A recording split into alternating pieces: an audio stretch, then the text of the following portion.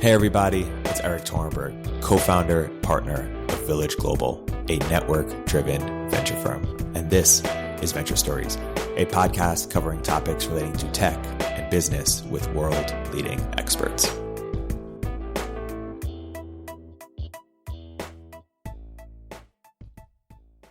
Hey everybody, welcome to another episode of Venture Stories with Village Global. I'm here today with our special guest, Tyler Cowen. Tyler, welcome to the podcast. Welcome, Erik. Thank you. Tyler, we're here to discuss stubborn attachments, among other things. I first want to briefly summarize what I see to be the take-home point of the book and then see how you'd respond to that. So you make the case for why there should be a moral imperative for us to pursue sustainable economic growth with the caveat that it's adjusted for environmental sustainability and leisure time and, that we also treat human rights as a stubborn attachment as well. And you make an analogy between sustainable economic growth as a Crusonia plant, which is sort of an analogy for compounding growth, the sort of gift that keeps on giving.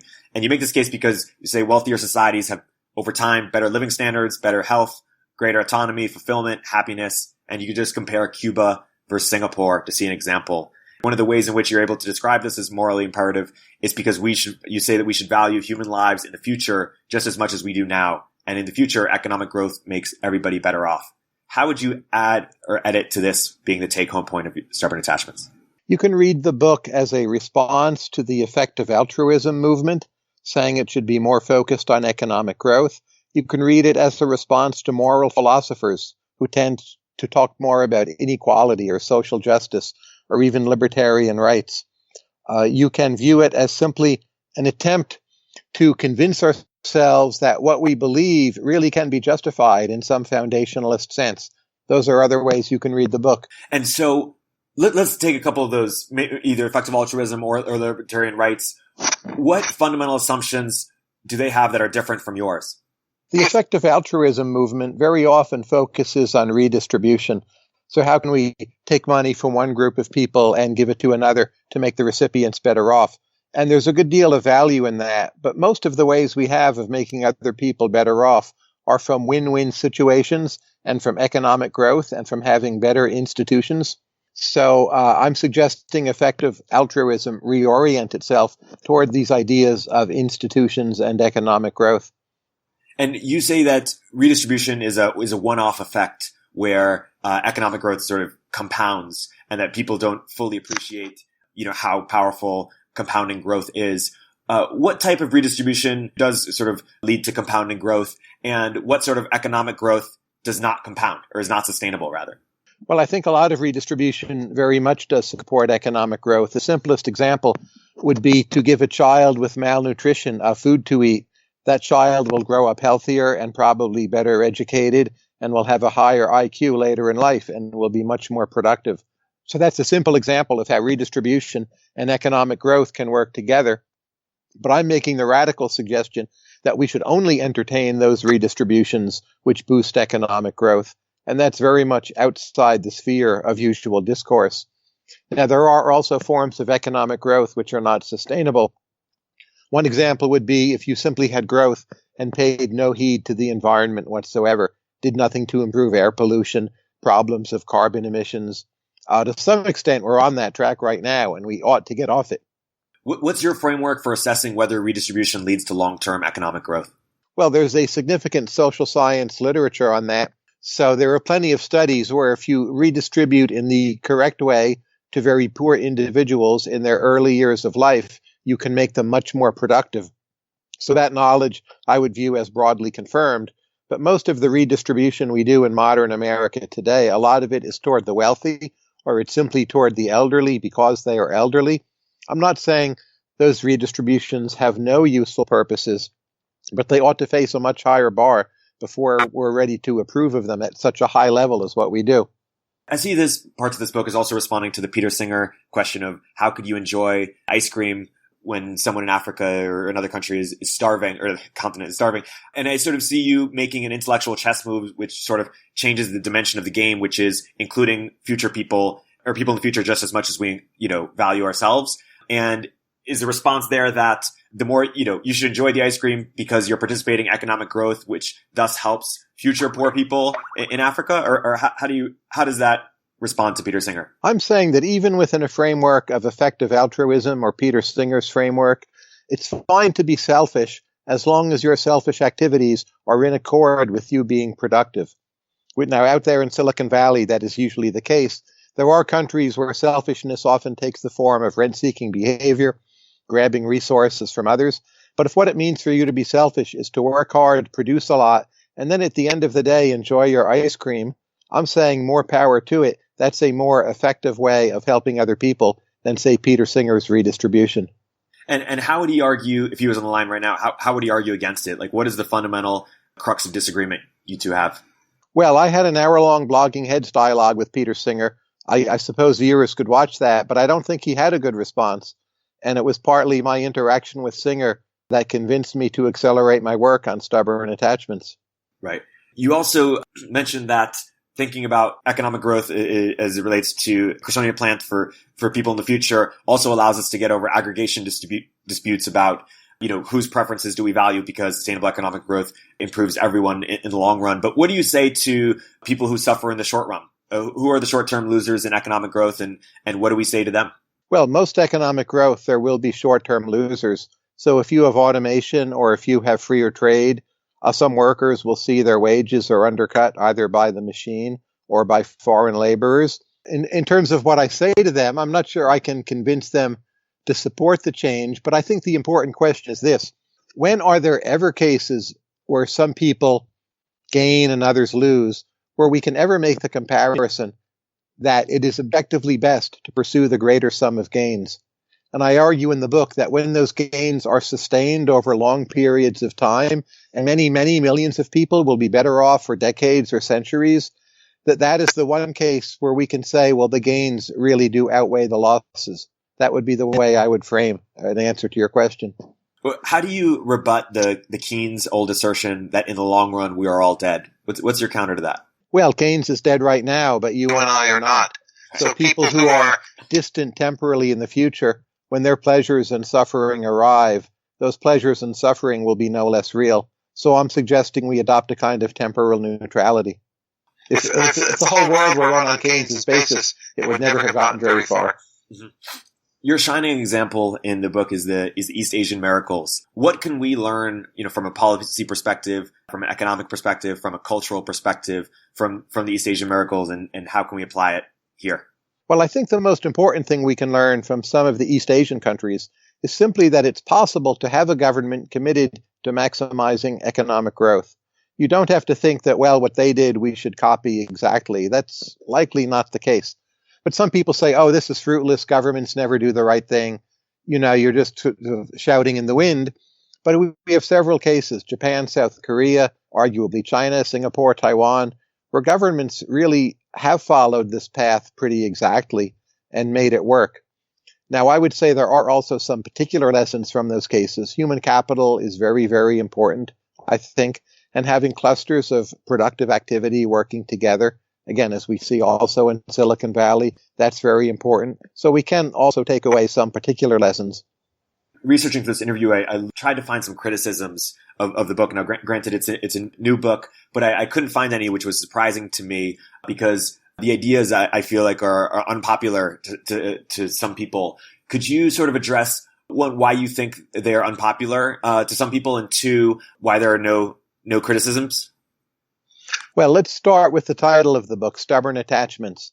I'm saying we should have two stubborn attachments. One is to human rights in some cases, and the other is to maximizing sustainable growth.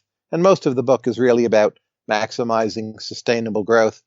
So if you take that argument seriously, it really does imply that a lot of other values we might pursue or like to talk about, they matter much, much less. And I think that offends people, that their favorite value, like some particular kind of equality or social justice or meritocracy, just shouldn't really matter very much in the overall calculus.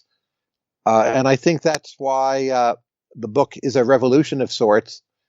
So it's of poking the left in the eye on some of those issues, but it's poking conservatives in the eye by saying environmental sustainability is also at the center of moral theory. So it's a book in a way to alienate everyone. And I like that about it. Right. let's address both of those critiques. So one is the quality. You had movements in the last decade like Occupy Wall Street come out and say, hey, even with more economic growth, the gains are going increasingly to the top 1%. What do you think is the best version of the Occupy Wall Street argument, and why is it incorrect in your view? Well, people who are billionaires, take Bill Gates or people in Silicon Valley, for the most part, they have made poorer individuals better off by giving them goods and services at lower prices. There are cases, some in the United States, many more globally, where, say, billionaires have become that wealthy by transferring wealth to themselves using the political process. But, the inequality concern, here's the way I would put it. Since 1973, the United States has had much lower productivity growth. If you had the choice of either remedying productivity growth or keeping the old level of equality in the American economy, it turns out you would help poorer earners much, much more just by remedying the productivity growth. We would have wages much higher today. So median income, rather than being around $59,000, would be close to $100,000 for a typical American family. And that would do them much more good than, say, having remained at the earlier level of inequality. So is it best to tell the people who are believers in Occupy Wall Street that, hey, it goes trickle down, basically, the richer Bill Gates gets, the richer you'll get too, and the richer your kids will be? I would tell them you should believe more in economic growth. That's the way to get virtually everyone better off. You may have justified complaints about particular rich people. You don't have to think they're faultless. But nonetheless, Occupy Wall Street was not mainly a movement focused on economic growth, and it should have been. Another critique relates to the environment is that some people say that economic growth and the environment are at odds, even if you try to caveat them, and it might propose the question: why wouldn't a society in which we had more controlled growth and lived within our means? Why couldn't that work? There's several different questions in there. The first is about pollution. Keep in mind that wealthier societies are less polluted along most dimensions. So right now in the world today, about 7 million people die a year from air pollution. Those are mostly people in poorer societies.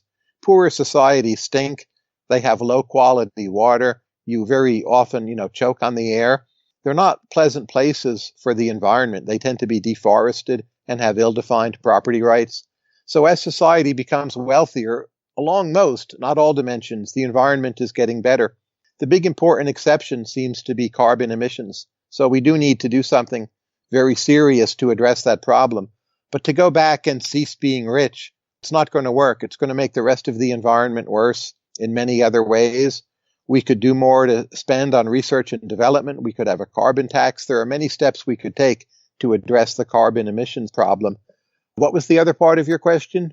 Why wouldn't a society in which we lived within our means work? It depends what you mean living within our means. The United States has a low level of personal savings and a very high level of government debt. And that's not living within our means. So we should lower debt in the United States. We'd also have a higher growth rate. In fact, if you have a notion, well, why can't we just have zero economic growth forever? For one thing, you can't do that in a society that likes debt as much as ours does. But also, institutions tend to decay. There's a certain degree of grow or die in political systems. Interest groups become more powerful. They start engaging in more rent seeking. You need to pay them off to a certain extent. You need a social surplus to spend on problems. We may need to build more systems to protect the Earth against asteroids, other problems that will come along. And you need wealth to do that. If we're all just living, say as hobbits, first of all, we're going to be conquered. And second of all, the environment will defeat us. You mentioned in the past that it's inevitable that we'll have tanks and nuclear weapons, whether we like it or not. So it's important that the more benevolent societies be both richer, technologically advanced, and again, that we see sustainable economic growth be heralded. Is that a Straussian argument for why it's important to have America power over opposed to Russia, China? Well, I would stress, the Western nations are more or less the good guys. But if someone just says the United States, I get a little nervous. We are, after all, the only country that has ever used nuclear weapons. Our history of how we've treated blacks and Native Americans is actually very, very bad. We have a gun problem domestically. So I believe more in the notion of the United States as part of a multilateral world order where we are somewhat constrained by more peacefully oriented nations. I don't just want it all to be up to America. Right. And so what should our role in foreign policy be? I'm a strong believer in having a well-functioning NATO and having multilateral institutions and using free trade as a way of making the world a more peaceful and also richer place. And I think we should work much harder on lowering the risk of nuclear weapons around the world, helping countries invest in the ability to detect whether incoming signals, in fact, are a real missile strike or some kind of false alarm. To me, that's a problem we're still underinvesting in, and that's to help preserve the future of our civilization. Another critique I'll bring up by bringing up a quote in your other book, The Complacent Class, which is we've had a society that's no longer focused on what we can do next to spur growth, and instead focused on what we can do next to be more comfortable. And I'll equate, one critique could be, hey, instead of me focusing on making as much money as I can, I want to focus on being quote unquote happy, or comfortable. And that, more money doesn't necessarily lead to that on an individual level. Why is that a faulty cultural thing to strive for? I think at the margin, if Americans in general become more ambitious and take more risk, almost all of us will be better off. There'll be a higher social surplus. It'll help our society pay the bills, so to speak. We'll also have more money to redistribute. We'll be more inventive, more creative. We'll do finer and grander things. We'll have a greater chance of, settling other planets or the galaxy. Healthcare will improve, all kinds of second order benefits. But if one lone individual does that and no one else is on board, it won't lead to much. So it's sort of a collective. We all have to be bought in. Right. So norms ought to be stronger in the direction of ambition, risk-taking, entrepreneurship, venture capital for that matter. Right. And you're very big on symbols and symbolism. One of the groups of people that you think have sort of the best norms for economic growth are Mormons. Can you unpack that? Well, in Mormon theology, as I understand it, there's a strong emphasis on working hard and getting ahead and also giving back to your community. And I think both in terms of the data, like the state of Utah is doing quite well. It has an intact middle class. And also anecdote, I see this reflected in the behavior of many Mormons I know, the strong work ethic, a community-oriented ethic. And I'm not saying people have to convert to Mormonism, but again, at the margin, it seems most of us should be more like this than we are. Right. You mentioned that in The Great Stagnation, that social mobility might be perhaps a bit overrated. But when you talk about symbols, the American dream, that anyone can make it is very important for economic growth. How do you square that? Well, I think what's happened is since the 1960s, upward mobility in the United States has become much more difficult, especially for people who were born in America. And some of that is we regulate our economy more. Some of it is a kind of malaise stemming from just being a wealthier country. Some of it, I think, is the technologies we have had. They're great, but they've exhausted a lot of their potential at the margin. And you have just too many Americans born into mediocre circumstances, and then they stay there, and this pattern repeats for generations. So that was not the case for America in the immediate post-war era. And I think we could learn something from that older America and be more like that too. What about sort of the broader critique, for people who critique quote-unquote neoliberalism, which I understand to be the desire to strip political institutions of their political logic in favor of sort of an economic logic or put markets in everything. And the critique being that it can reduce, meaning or social bonds from everything from, how we vote to how we date, make friends. How would you respond to that critique? Well, I don't think we should have markets in everything. For instance, we should not have markets in politics. You shouldn't be allowed to buy people's votes. You shouldn't be allowed to just buy legislation. In the context of friendships usually work precisely because people do not trade everything. They do each other unilateral favors. So I do think it's corrosive if you rely on markets that way. When people use the word neoliberalism, I get nervous. It's almost always meant negatively. And then there's a kind of caricature as to what neoliberals are supposed to believe.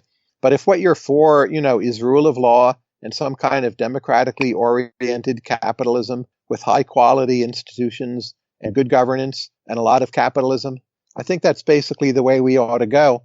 And if that's what someone means by neoliberalism, great. But usually, again, you hear the word and you know someone is going to take a jab at something, maybe somewhat unjustly.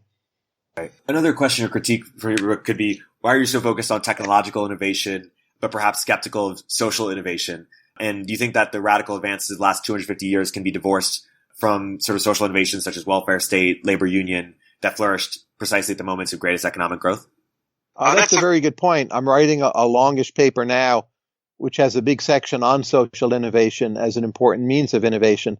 And it's just that I haven't gotten to that topic yet. But I do think it's both important and undervalued. And if you look at China's rapid economic growth, a lot of their innovations, it's not just they're copying American technology, though clearly they are, but they've come up with ways of making autocratic government more effective than it used to be. And that's been a very powerful social and institutional innovation.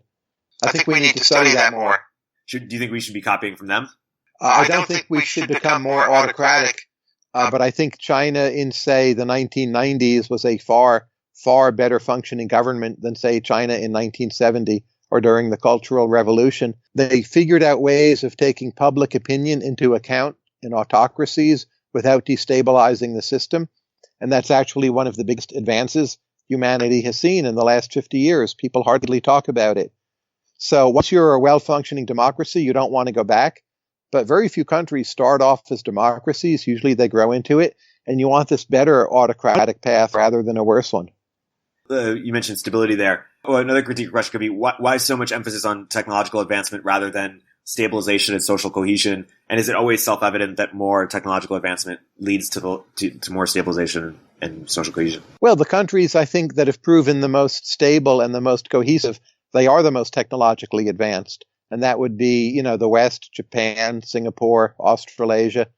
I think you can raise perfectly good questions about which way does the causal arrow run. Is it technology to stability, stability to technology, wealth is a third factor mediating both? I don't think we really know. But I do think we observe there's this consistent package where all those good things go together.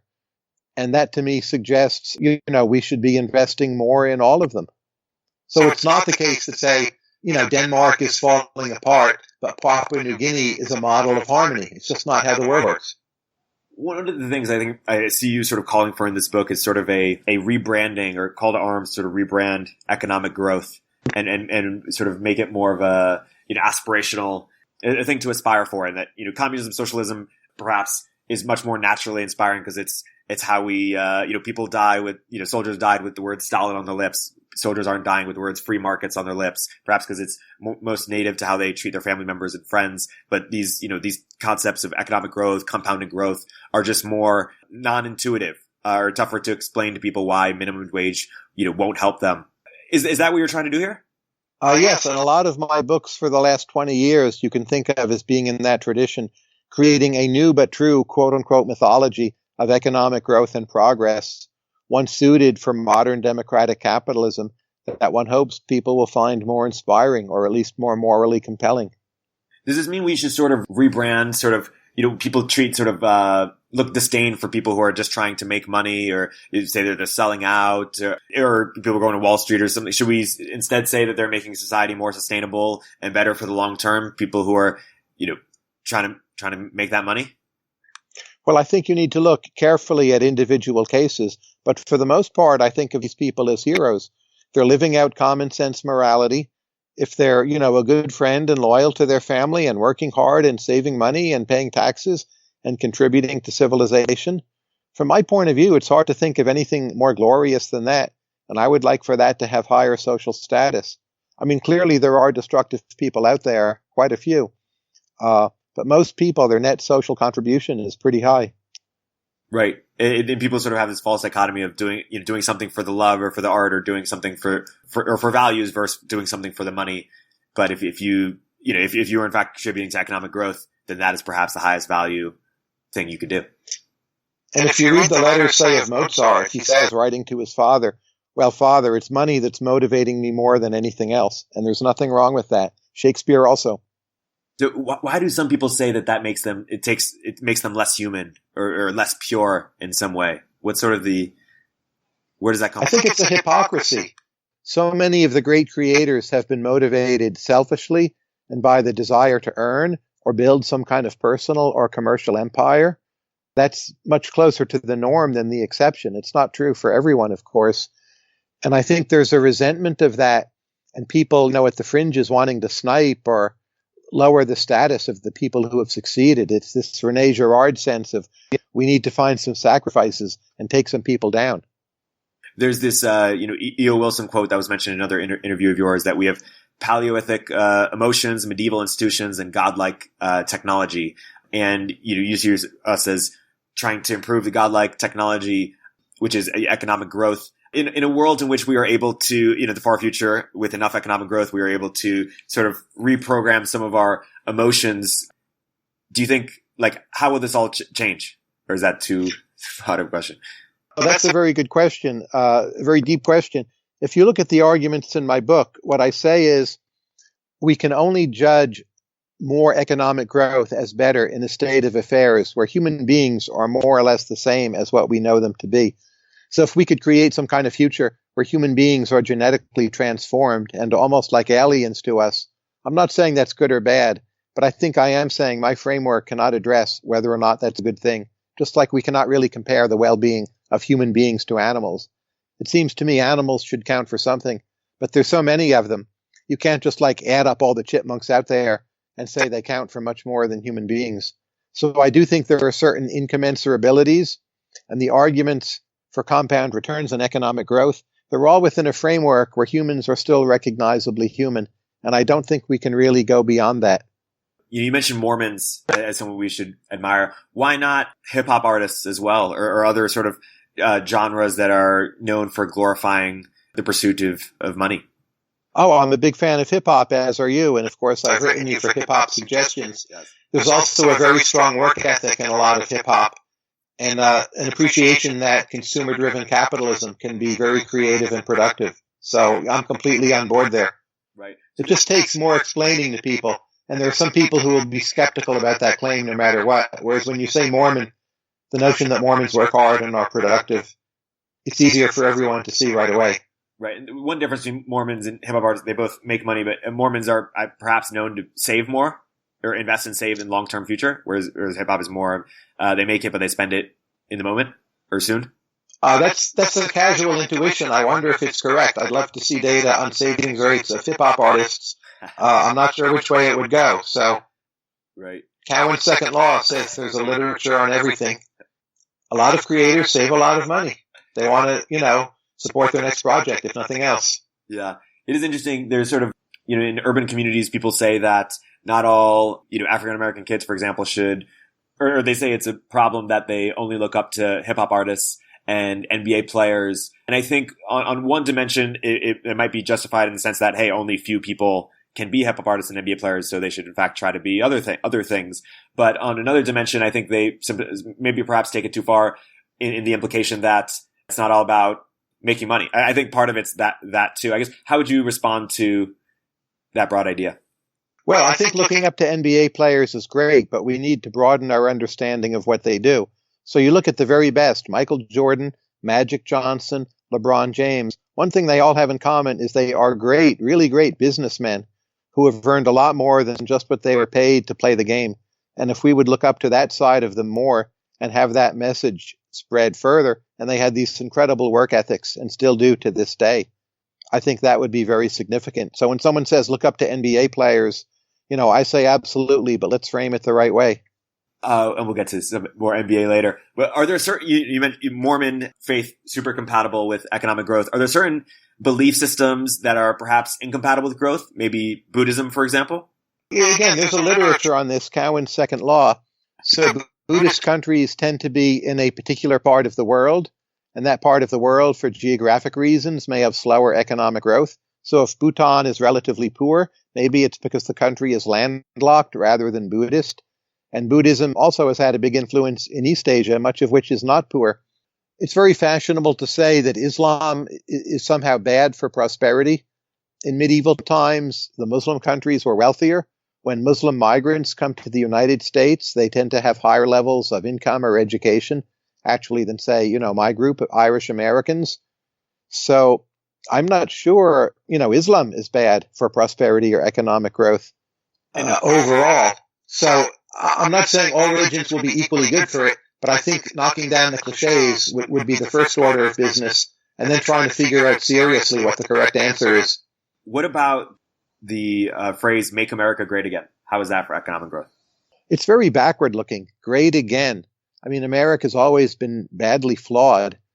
And I think when people are more forward looking, like the new frontier, the great society, I'm not saying you have to agree with all of those policies, but to me, it's a much more appealing vision. Let's look forward. Let's build for the future. Let's think we can do this. There's something to me defeatist about Make America Great Again. It's your belief that we need to accord higher status to scientists. What other groups do we need to accord higher status to, and how is status conferred in general? Well, business people, scientists, and people who raise children, which on average is mothers, but not always. So I would like to see much higher status in all of those areas. And then people who teach young children. They're underpaid, and being a kindergarten teacher is not very high status in the United States. But from the work of Raj Chetty, we know that's an extremely productive profession if you're good at it. So those would be the shifts I would make. Conversely, in terms of ideas that don't promote economic growth, is that why you're not a fan of basic income? Because it signals that people don't need to work and thus won't contribute to economic growth? It devalues work, and I think people, they want work. They want the social networks that come from work. They want the place in the world. They want that sense of status and belonging. And, I believe we should have a welfare system to help people, but as much as possible, it should pay them to do work, not to avoid work. How would your alternative identity, Tyrone, respond to stubborn attachments? This is what Tyrone would say. Stubborn attachments, it's all about building and sustaining growth for the distant future. Tyrone is very pessimistic, and he would say there isn't really much of a distant future. Weapons of mass destruction are too powerful. The world is going through moral decay. There's just collapse in the future no matter what. So there's no holy grail out there to be chasing. Everything is just a mess that's going to get worse, and there are no compound returns, maybe negative compound returns. And that's that Tyler's framework doesn't answer any of the questions, which are all about how do we manage our decline. That's what he would say up in the attic.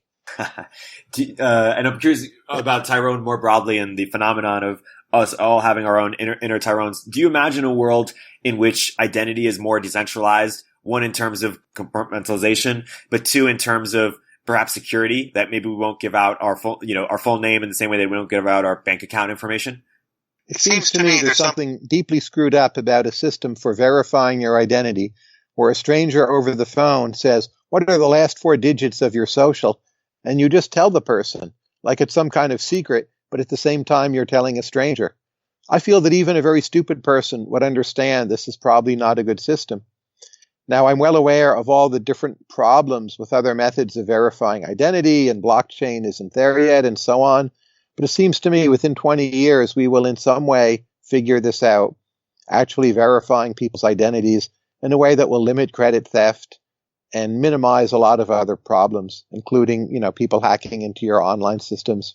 The book doesn't spend a ton of time getting into it. Spends most of the time explaining the case for why we should care about economic growth, but it's not a book on what produces economic growth. What sort of disagreements do you have with people about how to produce more economic growth?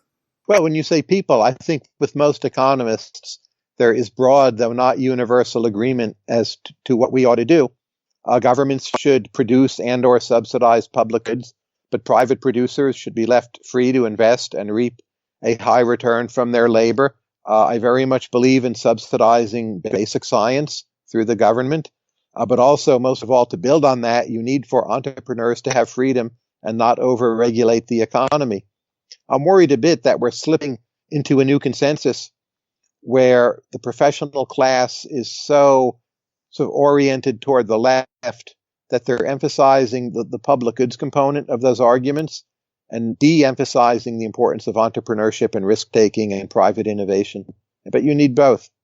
Aside from economic growth and human rights, what other stubborn attachments should we have, in your view, collectively or perhaps at the individual level? One I noticed you have perhaps, or a case you want to make, is that we should crusade against alcohol or against the idea that alcohol is somehow normalized. Well, I think the striking thing of the book is the argument that there are precisely only these two stubborn attachments and no more. That's what people have a hard time digesting. Oh, of course, growth is important. Of course, I believe in rights. They'll say they're not insincere, but then they have a whole list of other goals they want to pursue at the expense of growth and rights. So, you mentioned alcohol. I've argued people should drink less.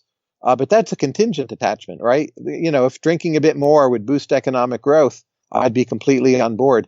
But stubborn attachments, only those two. That's the thing hard for people to digest. Right. But what about this idea of Crusonia plants, sort of gifts that keep on giving? Where else do they show up in our lives? What other Crusonia plants should we be pursuing more of?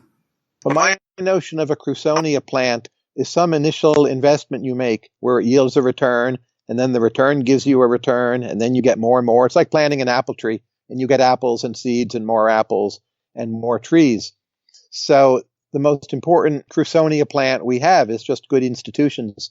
They tend to breed good outcomes, and good outcomes in turn strengthen our institutions. And that is much of the history of the West for the last few hundred years. You could say human beings are a kind of Crusonia plant because they produce children who in turn produce wealth, and that in turn allows the world to support a greater number of people.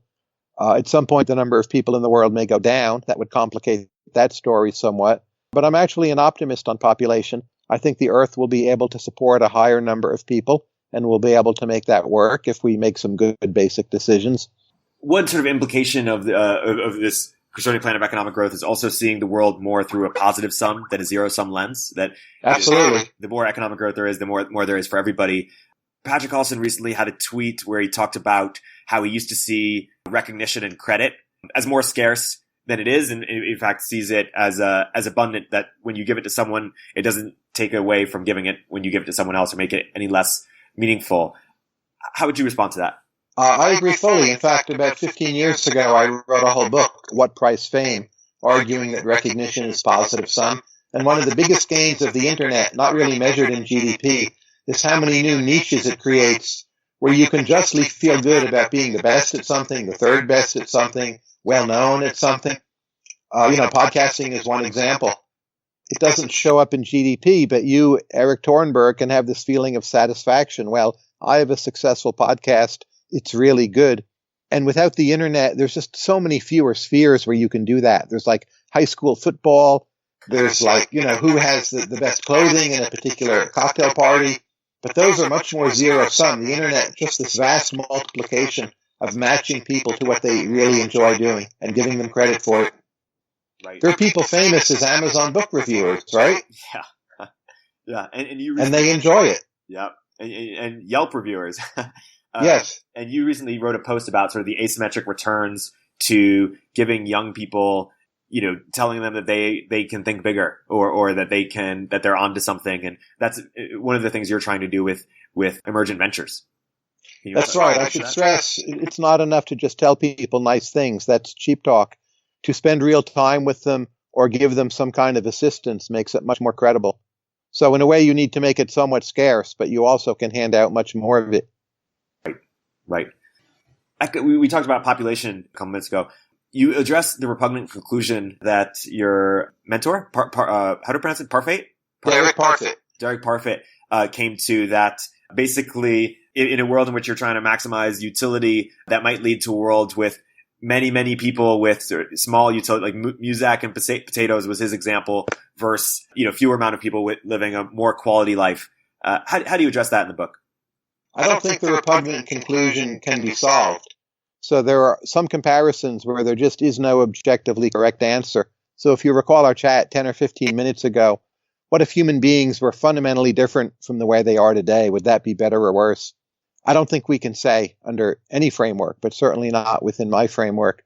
So if we're trying to compare human lives we know to, say, a total of 20 quadrillion human lives that last for 5 minutes and they feed you a potato, play you some music, and then you die, those are not human lives as we know them. I don't think you can make that comparison one way or the other. Right. We're going to play a game called If You Could Wave a Wand and Change Anything. First, I'm going to say the Department of Education. Oh, you mean within the Department of Education? Yeah, and then I would make removing it. Once you have departments, it's very hard to get rid of them in useful ways, and what they do tends to end up in other governmental units, often being done worse. But the Department of Education, I think, should make accrediting an easier process. It should make it easier for quality online education to be a source of credit. It should ease the path for vocational education. And in general, I think the federal government uses its funding of universities to enforce too much power. Like it requires universities to have this whole system of IRBs, institutional review boards for research, which I think is mostly a negative. So there's a lot I would do if I were head of the Department of Education. But ironically, if you just abolished the department, you'd never get any of those things done. It's like you need the department itself at this point to change some of those things back. What about the prison system? What about the prison system? First, I would not send anyone to prison for possession of drugs, ever. I'm not saying I would completely legalize these drugs. I would decriminalize them. But I think it is morally wrong to lock people up for that reason.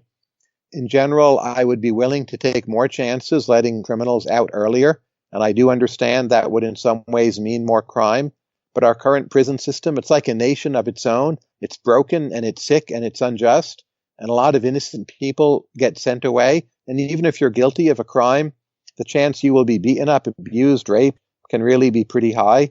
And that to me is cruel and unusual punishment. So when I talk in stubborn attachments of human rights, one of those human rights is simply the right to have your punishment be humane rather than what we're serving up right now. Our political process. You mean in the United States? United States, yep. I'm a big fan of our Constitution. I can't think of very much of it I would like to change. I would be happy if people knew more about it and understood it better.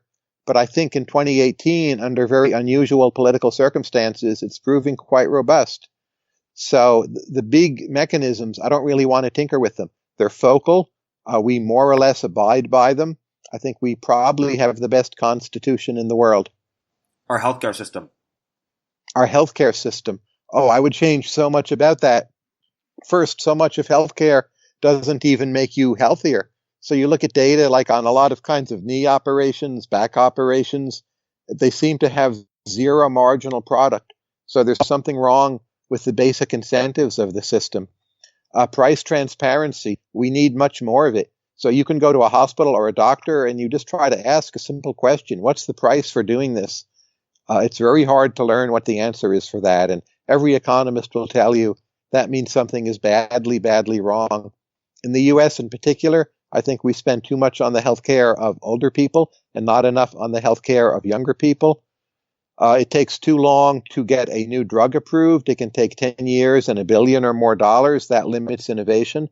So to me, our healthcare system is one of the most screwed up parts of our economy and society. And there are many, many ways we could improve it. Some people say that there's a crisis of liberalism, that somehow capitalism and democracy are incompatible in some way. Can you describe this crisis as you see it, and how would you respond to it? That's become the fashionable claim because a lot of governments have been elected that people don't like. So in this country, it's the Trump administration, and I would say I am myself not a fan. But that said, it seems to me democracy in the United States is entirely intact.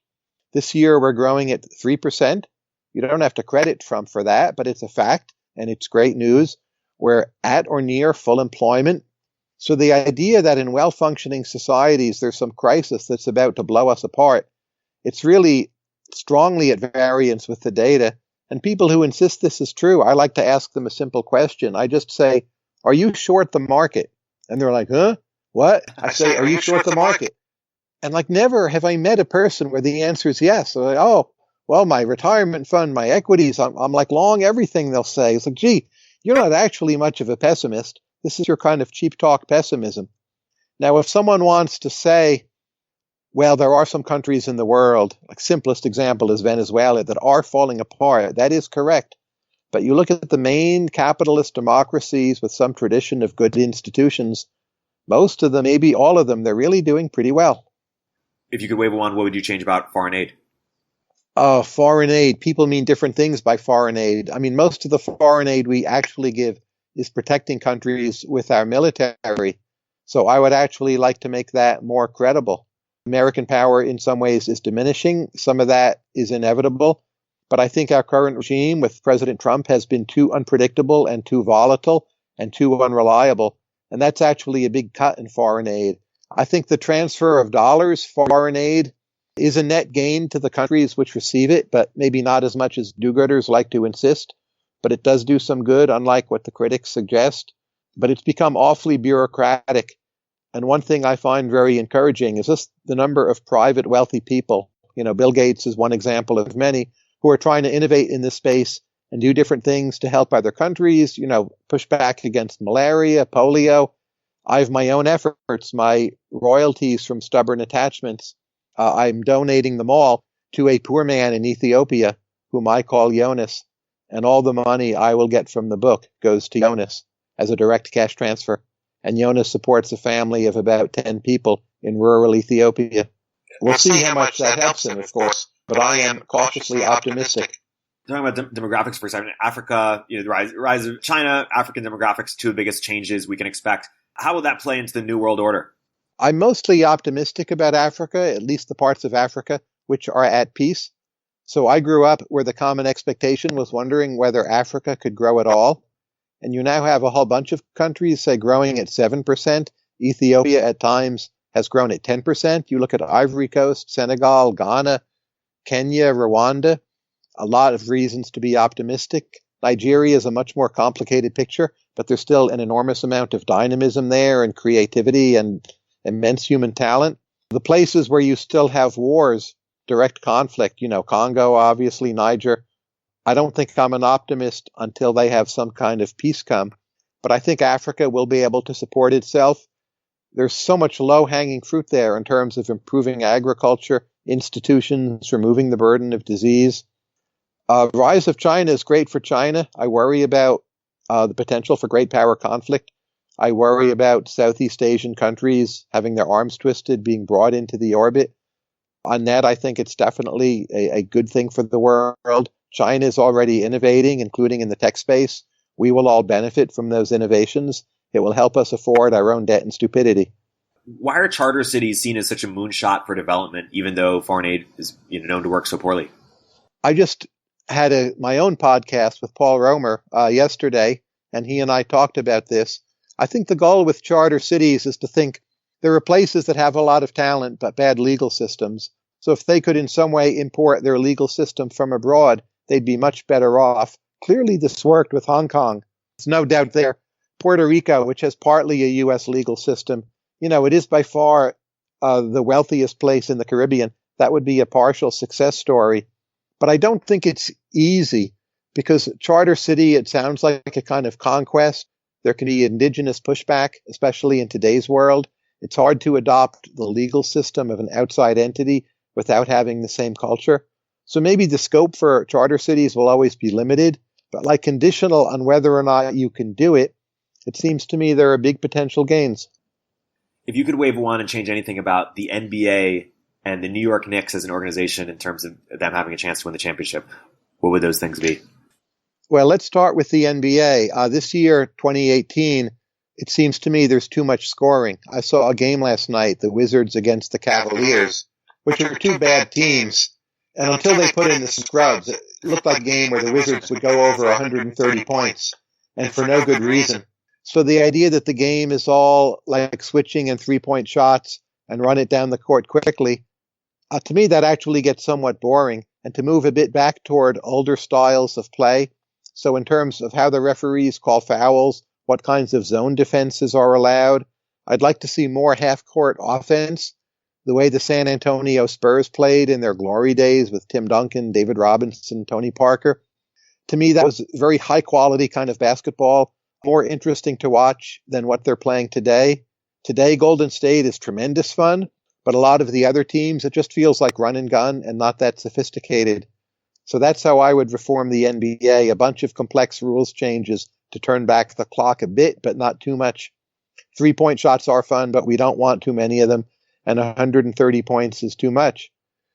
Now, the New York Knicks, I was a Knicks fan when I was 10. I remember 1972 and Willis Reed and Jerry Lucas. I saw, Clyde Frazier play many times. They haven't been good in a long time.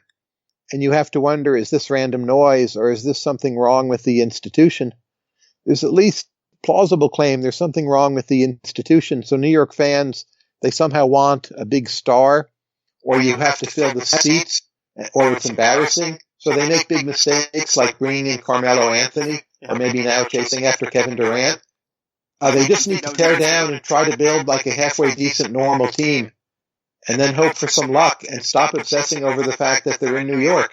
That's how I would reform the New York Knicks. You think Kevin Durant would be a mistake? Well, he wouldn't be a mistake if they got him, but it's a mistake to pin your hopes on him because it would be foolish of him to go there. So if you're like clearing salary cap and making other decisions under the hope that Durant comes, even if Durant, they're not a championship team, they may not even be a top 3 in the East team. So just make good, sound decisions with the long run in mind to return to stubborn attachments and hope that compounds. And that's how the great basketball organizations, in fact, have built themselves up. But there's something short term about like New York fans and mentality, Madison Square Garden, we've got to win now, bring back the glory days. It seems to me destructive. Yeah, it's funny because, one of the biggest arbitrage or opportunities New York has or greatest strengths is that it's a place where people want to play, and yet they somehow turn it into a weakness.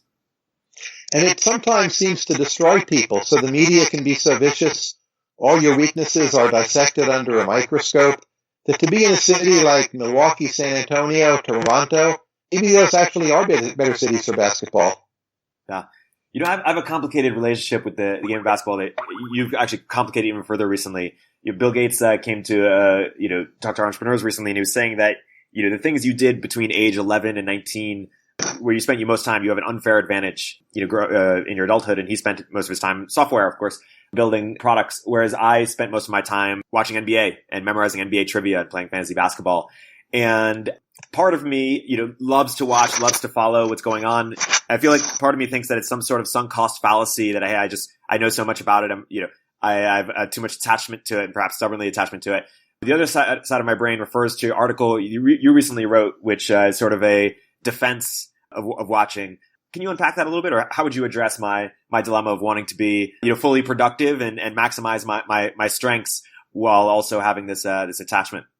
Well, let me try to redefine your life for you, even though, of course, I didn't know you back then. You spent your early years obsessing over evaluating talent. Who are the good players? How can we tell? How should they play together? Which statistics are meaningful? What trades should be made? Which team will win the championship? And what you were doing is evaluating talent, and the NBA was just like the vessel you chose. And now what you're doing is venture capital, and that too is fundamentally about evaluating talent, building teams, seeking compound returns, trying to figure out what will be the next big thing, who's a good coach, who's a bad coach. So maybe your early years were exactly prepping you for what you've ended up doing. Can I talk you into that? Tyler, this is a breakthrough no therapist could ever help me achieve. You can talk. So you can feel really good now, but you should also ask yourself, like, how good was your understanding of the NBA back then? That's true. And if it was terrible, then you ought to start worrying, right? Right. But moving forward, should I continue watching? Should you continue watching? On a limited basis. But yes, it's a way, it forces you to keep on thinking about measurement, talent evaluation, teamwork, management. So we all need some vehicle for following these topics. It is not just like management itself. So following music is another way of thinking about management. I think it can be very useful. So it's a way of getting a lateral perspective on the other things you do in your business career. Yeah. There are a lot of metaphors I take from basketball. One is this idea that, when you're playing pickup basketball, if you want to take a shot that you think has, say, a 50% chance of making it, but if you have an open three and you think, hey, I have a 15% chance of making it, but if you know your team and if you don't shoot it, you pass the ball and someone else is going to shoot a shot that they have 5% chance of making it, perhaps you shoot that shot. And I feel that scenario plays in other scenarios as well in real life. When we think about like relative opportunities and selection. Another example that plays to mind that I want to ask you about is this idea that Steph Curry is the best shooter of all time. Let's just say, for example, even though he did a masterclass on this, so he can describe how he shoots. But let's just say there are a lot of great shooters who wouldn't be able to teach other people how to shoot. Whereas, if we said, hey, I'm a great venture capital investor, I just pick great companies, but I can't really describe what it is I'm doing that allows me to consistently win, we would discount that idea. And the reason why we don't discount Steph Curry is because, you could see the results. He just makes it right after one after another. Whereas picking an investment takes 10 years. And there are a lot of things that don't even have any feedback loops at all. But I'm curious how many things are sort of in the Steph Curry world where the ability to do it is totally separate from the ability to describe it? And how much are more in the world of if you can't describe it, you don't know it or you can't do it? Well, I think everything is about training. And it's striking to me, Steph Curry, he's not that young anymore. And this is arguably his best shooting season ever. So he's still working on getting better. And maybe he can't describe exactly the way he leans or balances himself when he's taking a shot, but he very much could describe his regimen and how many shots he takes and how he works out in the gym and whatever diet he has. So I think he could articulate most of it very, very well. And it's no accident he learned a lot about shooting from his father, who articulated it to him when he was growing up. So I think Steph Curry is an example in favor of the importance of articulability. And those who can articulate tend to be those who can do. It doesn't mean you can explain every bit of your intuition. But I would say in life, think of everything as training and figure out how to improve and try to get on those curves of compound improvement. So it's another way studying sports can help you understand management or venture capital.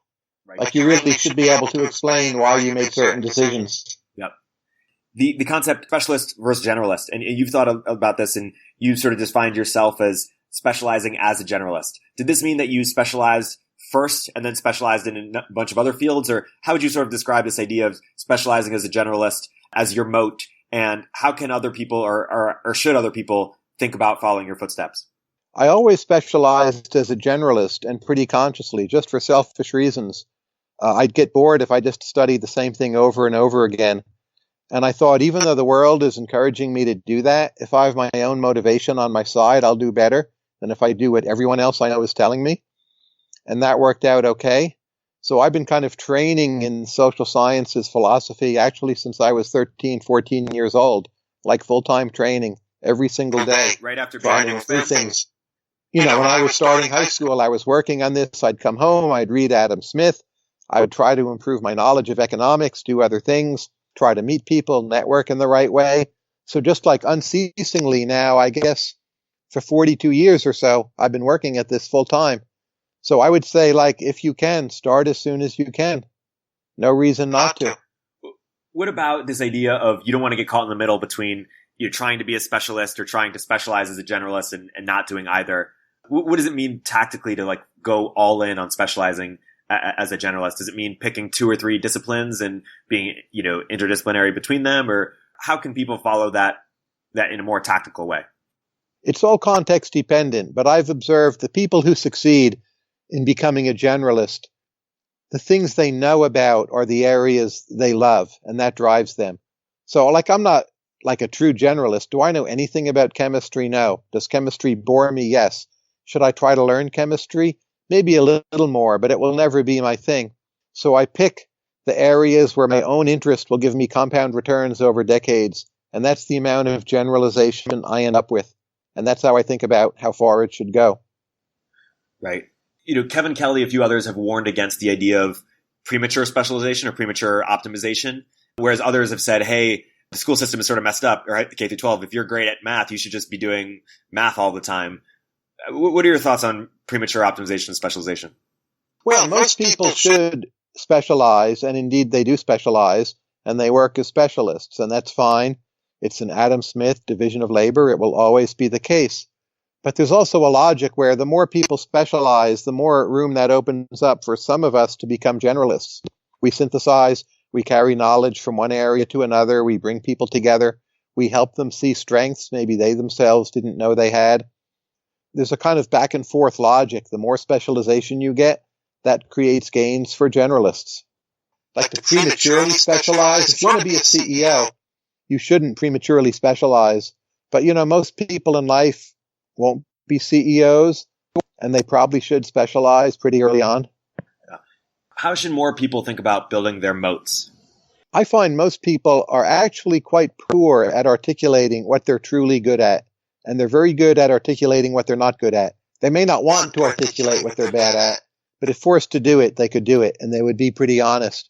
But when you ask people, what are you really good at? They'll be like, well, I'm kind of smart, or I work pretty hard, or I work well with others, and maybe that's vaguely true, but that's no answer at all. What exactly are you good at?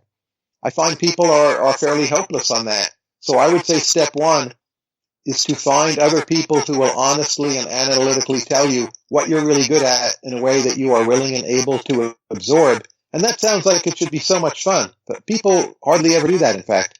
Let's give an example. Is it like, is Robin Hansen's moat that he's willing to pursue sort of weirder ideas with quality level that people couldn't match? Or how would you describe Brian Kaplan's moat or Russ Roberts' moat?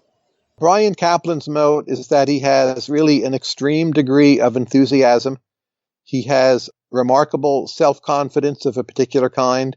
I would say almost everyone would say like that self-confidence is too high, but in a way it's self-validating. He enjoys like mastering literatures and other literatures.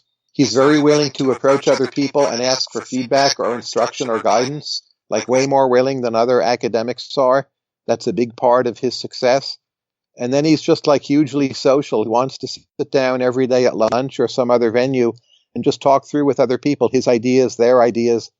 And just he's like smart. And then like the other kind of very general things.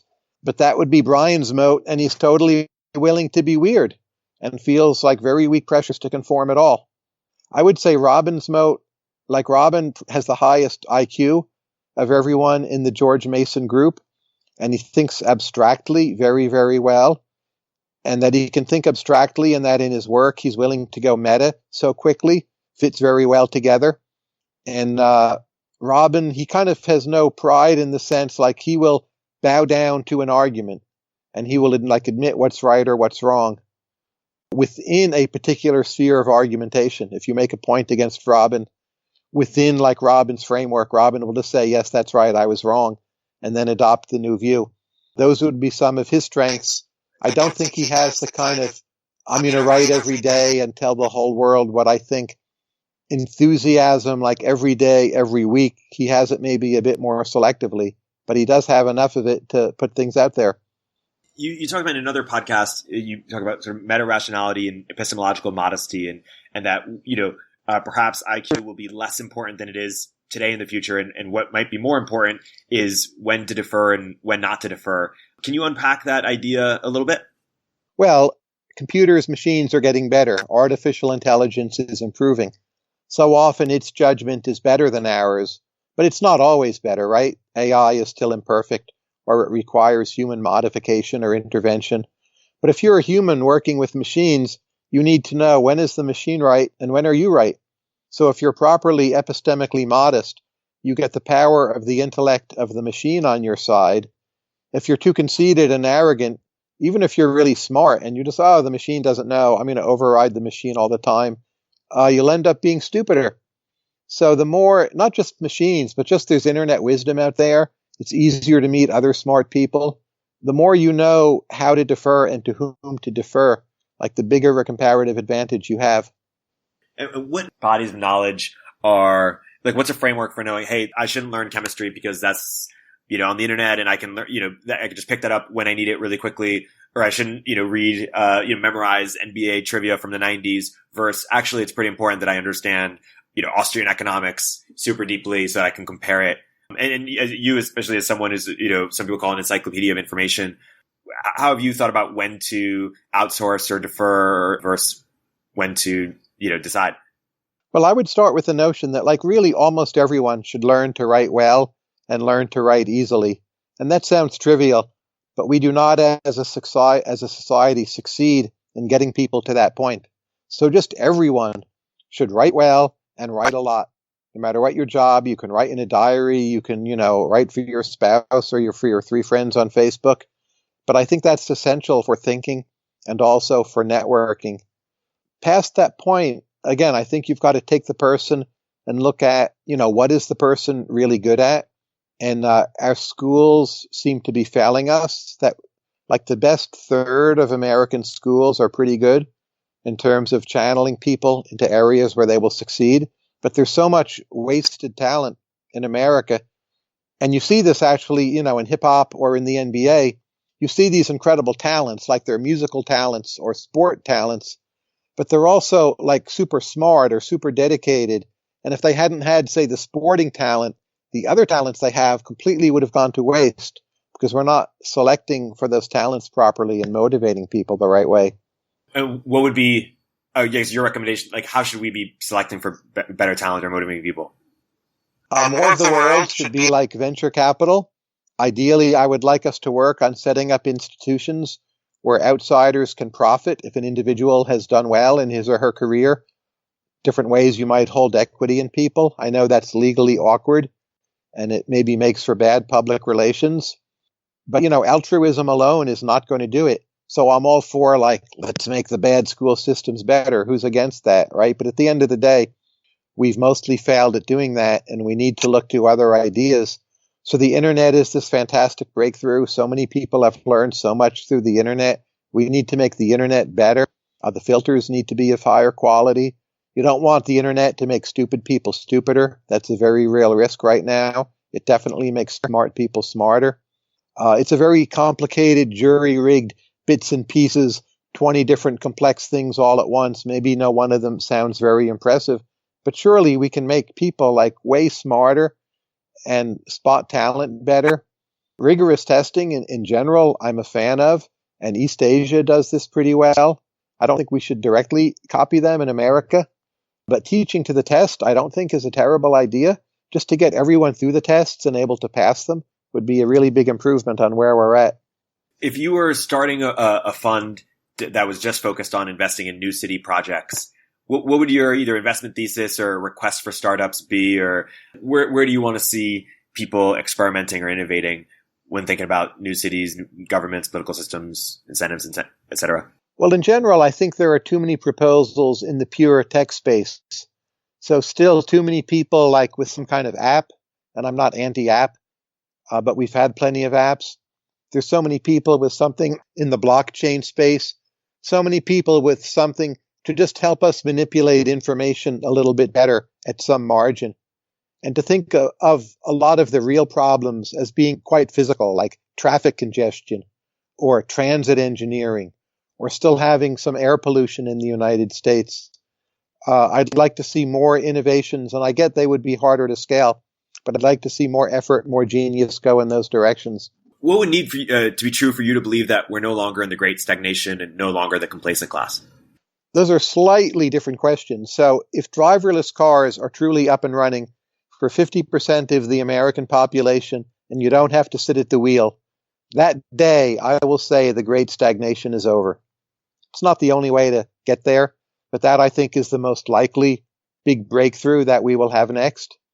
I'm not sure how far away it is, but that would save a lot of lives, save a lot of commuting time, lead to some significant benefits. Artificial intelligence becoming more potent is another way we might get out of the great stagnation. But actually, right now, a lot of AI is being used for surveillance, and it's actually quite worrying and maybe even slightly totalitarian.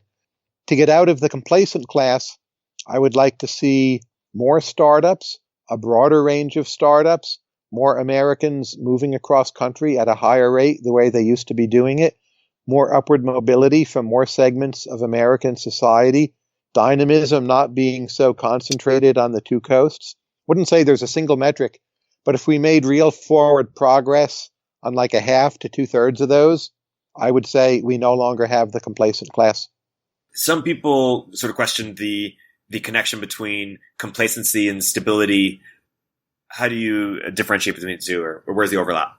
Well, people like stability, and that's only natural. You're talking to a tenured professor. Keep that in mind. But there's stability for the purpose of doing what you want to do, which includes risk-taking, versus complacency. And complacency is when you use your stability to not have to really take much in the way of risk at all. And we see in the United States so many metrics that innovation actually is down, mobility actually is down. Again, a complex series of causes, but I think one of them is simply we're personally, as a norm, less interested in being dynamic. And so we are, as a result, less dynamic. Again, not you and the people you know for the most part, but for the country as a whole. I'm convinced this is true. There's new data out showing people are having less sex than before. That has some minuses. It also has some big pluses, but I think it's also a sign of complacency. Actually, let's get into, I had a couple of relationship questions for you. You once told me not to pursue a business venture with my then partner because I think one of the words you used was you might as well try to become, tennis doubles champions too. And the idea behind it was that the possibility of one being a successful couple or romantic partnership and then also being a successful business partnership is very low. Can you unpack that a little bit? That sounds great. I don't recall saying it, but I think like married couples, they need some insulation from each other. They need time off. There's like the old saying, till death till we part, for better or worse, but not always for lunch. And if you work together the whole time, my intuition is you'll drive each other crazy. I'm sure there are exceptions to that people could cite, but it's just general advice. I think having some compartmentalized parts of your life is pretty useful. You need like a kind of refuge because hardly anyone can put up with another person like all day long every day. I remember also that in the same conversation, you were dubious of the idea of sort of a thought leader in relationships or relationship advice as sort of a, something we know a lot about. Unpack that. Well, when someone asks you for advice, whether about relationships or other matters, I think often they don't want advice. They want the feeling that they've exhausted their options and processed all of their alternatives to build their own confidence and do a thing that maybe they're not aware of yet, but somehow internally they've already decided. So when you give advice, you've got to realize they're probably not going to listen to you, even if what you say is awesome. You're a kind of placebo, but you're a useful placebo. So it doesn't mean you should tell them lies in the concrete, but you also need to think about, like, how are you presenting the material? Should you be giving the person, like, confidence to follow their inner self or not? And think it through from a meta angle, like, what is my advice doing here? And consider it strategically, and don't just say what you think is the best thing they ought to do. Very Robin Hansonian of you. Exactly. With that said, what would the Tyler Cowen advice for picking a romantic partner be? Well, ask yourself with any potential partner, like, what would my 3 best friends think about my pairing with this person? And that's not like the final verdict, but there are lots of mistakes in relationships. And so often you hear the person say, like, oh, my friends warned me, or my friends never would have thought this was a good idea. And just that simple question, not just relationships, different things you might do, abusing substances. What would my 3, 4, 5 best friends think of this? I wouldn't say do it if you're a gang member, but it's a remarkably good guide. And if it's not like turning up all green lights, really give it some further thought. That I would start with that, like deferring and knowing when to defer to others, which we talked about a few minutes ago. To what extent should we be satisficers versus maximizers in relationship? Is it less important who you pick and more important how you act, afterwards? Or because one complaint in your complacent class is that we're all satisficers economically, but what are your thoughts there? I think in a relationship, you should neither be a maximizer nor a satisficer. If you're a maximizer, the other person thinks you're taking advantage of them. If you're a satisficer, the other person thinks you're taking them for granted. You need to find like some different level where your focus is to grow with that person somehow and not to think of it in terms of economic terminology. So this can be hard for economists to accept. They're so used to putting everything in an economic framework. We need to get out of it. Moving from relationships to friendships, what does the word friend mean to you? / what do you look for in friends, or what does that concept mean to you? Well, I think I'm like very unsophisticated with friendship. Just, do I enjoy spending time with the person? Do I feel there's a mutual loyalty? Do we have things in common? And then you let it evolve. You don't try to like design, I'm going to be friends with this person. And if it evolves, great. So I would just say, if you approach friendship in a pretty superficial way, it can end up being pretty deep. If you come at it like trying to be all deep, I don't know, maybe it gets in your way. Yeah. You mentioned in conversations that we should try to be as weird as possible. Can you unpack that idea, and what are some examples of weirdness? Well, I was tongue-in-cheek when I said that. Someone asked me on Marginal Revolution, like, how is it that you have better conversations? Like, should you listen more? Should you talk more? What should you do? And my half-joking advice was, most conversations are bad. You actually want them to end, and you want to match yourself to the good conversations. And by being weird, like even weirder maybe than you actually are, you accelerate that matching process, and you kind of force or induce the bad conversations to end more quickly. Again, I was half joking, but I don't think it's a crazy idea either. One thing I think you've also said a long time ago, although I won't necessarily quote you, is that just because someone commits something like infidelity in a relationship doesn't mean that they're less trustworthy as president or as CEO. Do you believe that? If so, why? I'd like to see the data, and I don't want to name names, but there are some very well-known and successful CEOs whose marriage record is not in every way perfect. So I would not over-infer from one area to the other that I think people are to some extent compartmentalized. I mean, the thing I would worry about, say, in CEOs is simply men who never married at all past a certain age or never had a partner. I don't think the legal marriage is necessarily what matters, but who haven't settled down, say, by the age of 40 or maybe 38, I don't know. And there I would think there's some inability to commit and get on a stable life path that's fairly general. So that would be a case where I think there is carryover. Recently, you were spending a lot of time thinking about Google and Facebook and how they were unjustly sort of criticized and that we should appreciate them much more than we do. Have your views changed at all since writing about that? And what would need to be true for you to think that they in fact deserve, more scrutiny than they're getting? Those companies have become underrated in my view. So they give us great stuff for free. Personally, I'm a bigger fan of Google than Facebook. I have a Facebook account. I don't use it. I'm at my quota of 5,000 friends. I can't take any more. I just find the page confusing, and I don't necessarily want to hear what everyone else has to say on it. But obviously, others value it a great deal. Google, I use dozens of times every day. And then there's Gmail, and they're helping develop driverless cars. They've made YouTube much better. Maybe something like Google Glass will end up making sense and working. So to me, they're a great, great company. I mean, I get the privacy concerns. I don't dismiss those. But practically speaking, the main threats to your privacy are the people you know, your friends, acquaintances, maybe partners, not the big tech companies. And a lot of companies have information on you. The government has information on you. Credit bureaus, Office of Personnel Management, they get hacked. I guess I feel my information is marginally more secure with, Google or Facebook or Amazon, even though that's not perfect. But if I think of actual dangers to my privacy, it is not those big companies in the Bay Area. It's the actual real physical world I live in. What would need to be true for you to want to buy Bitcoin? Well, for the most part, I believe in efficient markets, and Bitcoin is now traded with futures, and you can short it, and it's traded in Chicago. So that's probably an efficient price in the sense that a non-expert cannot outguess the current market price. I've become more optimistic about crypto and blockchain than I used to be. But probably I'm never going to buy Bitcoin because, why should I think I know better than the current market price? Maybe it's some efficient kind of diversification, but it involves a certain amount of effort to deal with it and trade it. And I feel in my current life position, I'm pretty protected and diversified anyway. So probably I'll never buy it, but I don't mean that as some kind of negative signal. Do I have to own it to be bullish on it? Well, yeah, no, but the price have just decreased because of, no, I'm just kidding.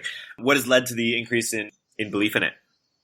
I've seen more closely the people working on smart contracts and the use of blockchain to solve transactions costs problems. I've seen in greater detail the potential there. I don't think we're succeeding at any of it yet. But if you focus more on crypto and blockchain as a means of governance and less as an alternative currency, it looks better. As an alternative currency, I don't think it has much of a future, outside of black markets, where it will always be something. The real potential is as a substitute for governance and legal systems. Why not on the currency side? And Bitcoin has also risen up with resurgence of Austrian economics. And the basic idea that they present is that, in sort of when we were in the gold standard and under sound money standard in sort of late 1800s, we had sort of a golden era. And then in the 1900s, when we moved to unsound money or money backed by government instead of by markets, we were able to finance wars that hid the real cost to its citizens via inflation. And that another belief they have is that government can't really do anything to stabilize macroeconomic fluctuations. In fact, they're the cause of these fluctuations or the boom in business cycle, but just that a return to sound money in general, if not a replacement, but a corollary in the same way that we've gold, can help people transfer money or help people, especially in countries like Venezuela, or retain the value of their money, not be inflated away. What are your responses to both on the latter point of the currency side and also on the Austrian economics side? There's so many different issues in there. I don't know that I can unpack them all, but let me take one or two. I mean, right now we have sound money. The rate of price inflation has not been seriously above 2% for a long, long time. That's pretty stable. It seems to work okay. You can spend money with no bid-ask spread whatsoever. Clearance takes longer than it ought to, like cross banks. It can take 3 to 5 days. That's not necessary. I hope blockchain will help us get that down in terms of time. It's already shorter in Europe, like it could be shorter. But keep in mind, blockchain and crypto, they're competing not just against the status quo, but they're competing against all the rest of fintech in different ways that we will improve the status quo.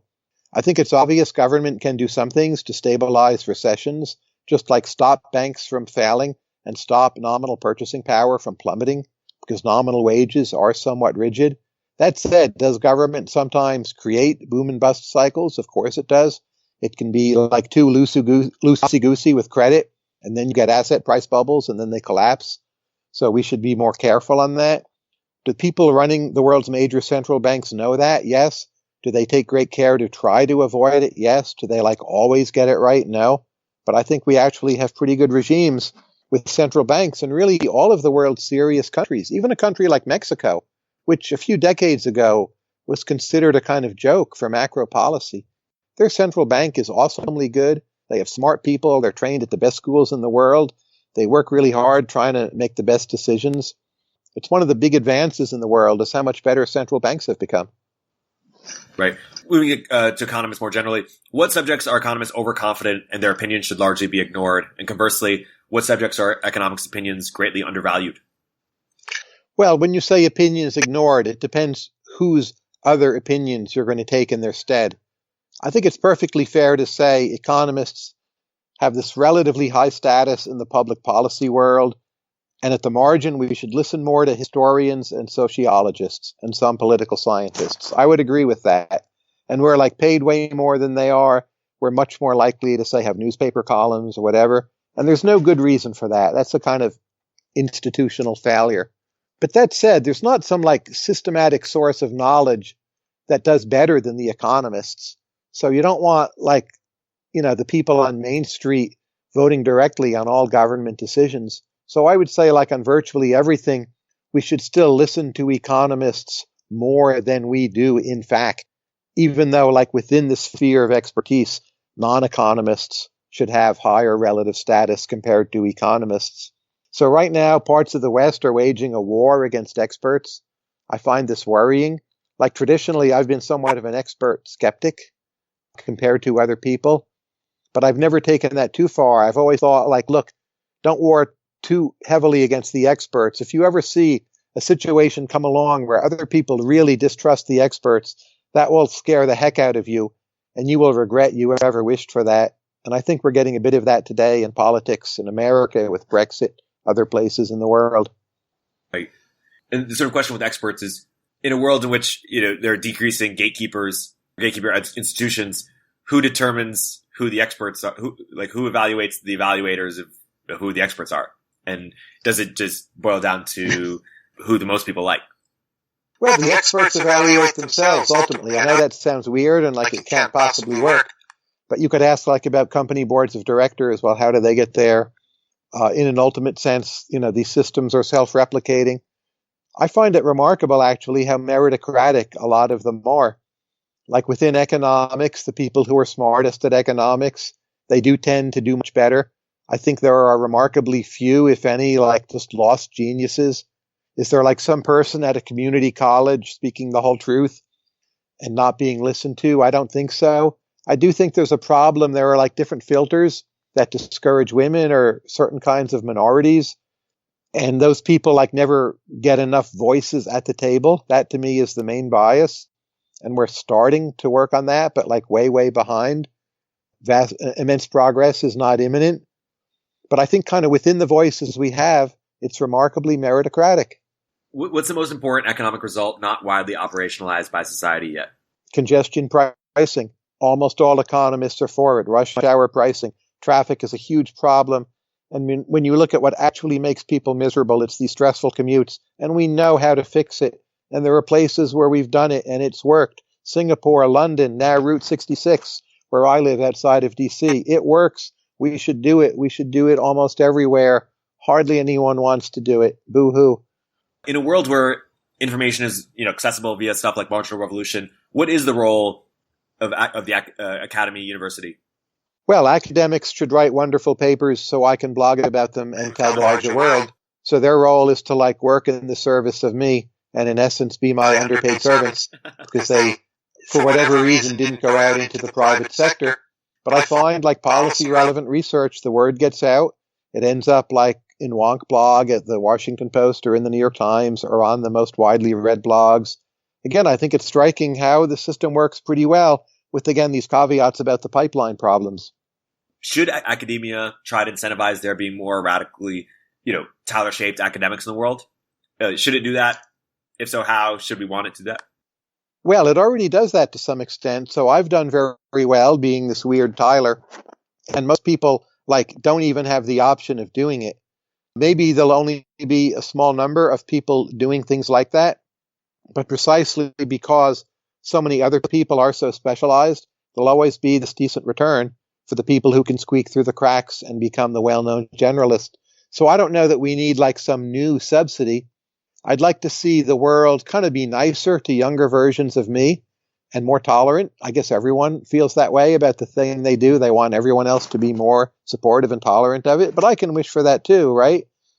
Yep. So there's a lot of this intolerance period, different points of view, or what you need to do, or you need to be published in these top 3 journals, whatever. I think we should just all be a lot more open, take internet publishing more seriously. Where do you see sort of the limits of economic logic, and what other tools, value systems, frameworks do we need to bring in at that point, either as entrepreneurs, investors, citizens, et cetera? Well, economics is great for telling you if the price goes up, people do less of something, right? That we know is true. But there's so many contexts where it's not really clear what the price is. So one example I give is, say you decide to pay your daughter to do the dishes. You might think, well, you're paying her more, she'll do more of the dishes. Empirically, it doesn't always work out that way. She's thinking, well, if I earn more doing the dishes, I'll be paid a smaller allowance, or it's really my parents trying to control me. What you see as the net price, what she sees as the net price is maybe very different. And then economics does pretty poorly. And ultimately, it's about what do people perceive as the real prices? And that's more like anthropology, sociology, the other social sciences, which are looser, but no less important. Right. What disciplines do you think we need to, we should either dismiss, or what's your sort of call for arms in terms of new disciplines or remixing intellectual lenses or methodological approaches? Well, most people should travel more. It's not called a discipline, but in a way, it really could be or ought to be. It just opens your eyes to so much about the world, and you see other cultures, other languages. You realize how contingent things are that you thought were necessary. So one great thing about anthropologists is, with a few exceptions, almost all of them travel a lot and they study other cultures. That should have higher status. And at the margin, we should all be more like anthropologists. And you can even just do it on your vacation. Don't just take a cruise ship, take a real vacation, go somewhere, interact, look around, be curious. That's what I'd like to see more of. And what if I say, hey, I don't need to do that because I'm just going to do that all in virtual reality? Why am I wrong? Well, we don't have virtual reality yet. We don't know how good it will be. At some point, you might be right, but even 5G is not going to do it for us. So for the next 30, 40 years at least, I think we're going to have to travel, and hope everyone can learn to enjoy it. What do you take? The Star Trek holodeck, maybe someday. But even then, there's something odd about face-to-face interaction. I don't know what it is. Is it the smell? Is it what you see in your peripheral vision? Is it some primeval sense that you've been in the same room with the person? But it's very hard to substitute for that, and people who work on video conferencing, will tell you the same. One of your interests I found curious is your interest in Curb Your Enthusiasm by Larry David. What do you take from that, or how do you sort of assess why that draws you so? It's the funniest TV show I've ever seen. It's the return to the tradition of 18th century comedy of manners. It's about the absurdity of life.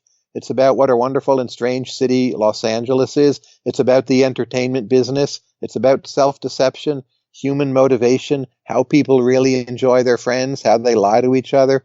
There's so much social science in there, and I think it's consistently funny, and the episodes are produced with some kind of conviction. I think at least 3/4 of them are really good or insightful in some manner.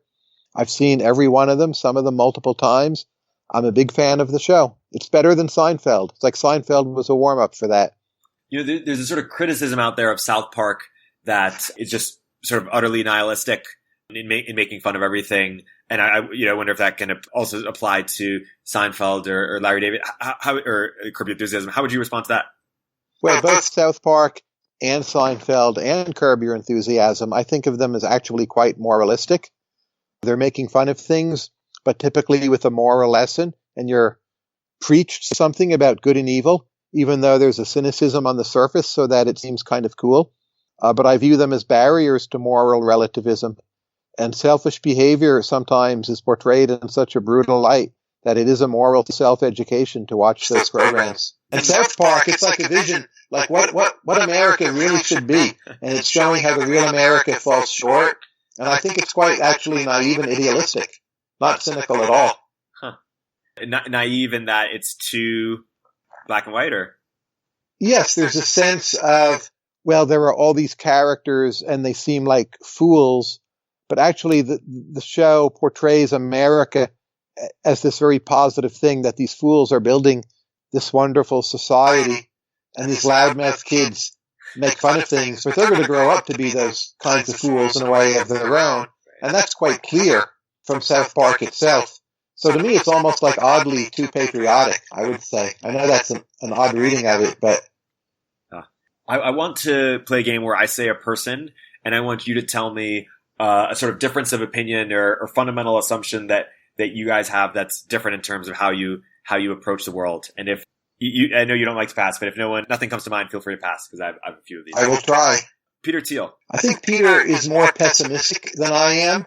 Peter, of course, is some kind of Christian. I wouldn't presume to be able to tell you what kind.